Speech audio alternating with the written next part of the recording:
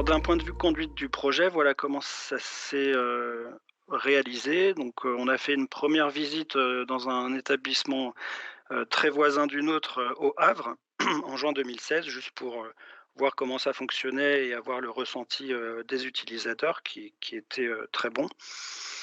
On a, répondu à l'appel d'offres de la ligue en mai 2017 et on a eu leur réponse avec un accord, de la moitié du financement, donc 73 000 € à peu près, en décembre 2017. Entre 2, donc notre directrice de la communication, m'a fait part que le Rotary, recherchait, un projet aussi à financer, donc qu'on a accepté avec plaisir. Donc ils nous ont gentiment, donné, 5 000 €. Et puis, alors au passage, on a dû passer devant le CHSCT, le CSE maintenant, pour, leur expliquer, les changements que ça pouvait entraîner. Ils étaient aussi soucieux de l'image, qui pouvait être projetée des préparateurs, ce qui n'est pas le cas puisqu'on filme uniquement le champ en fait, donc les mains, des préparateurs. Et puis on a visité, un centre, avec une activité plus similaire à la nôtre, que celle du Havre. Donc on a visité, à Versailles, le système en place et voilà, on a été, assez convaincus aussi, par l'utilisation et puis le ressenti des utilisateurs, de ce site. On a installé, le système en décembre 2018 avec une formation qui a été, assez rapide.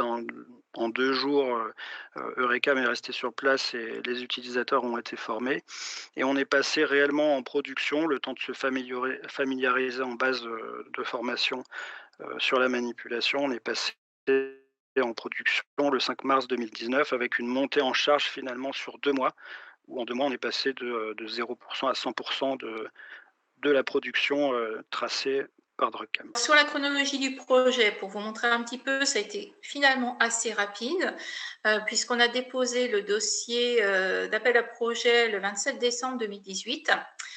Entre mars et mai 2019, ils nous ont demandé ces données complémentaires.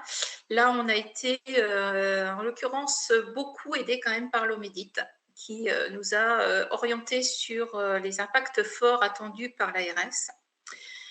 Et le 14 novembre 2019, nous avons eu le résultat d'un financement finalement intégral en une seule fois dans le cadre du CEPOM et orienté vers par la direction territoriale de l'ARS des Ardennes directement.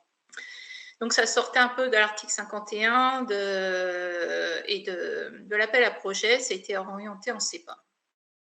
Donc, ce qui nous a permis très vite, 30 janvier 2020, de commander nos 4 Druckcam. Donc ça, c'était juste avant l'arrivée de la première vague Covid.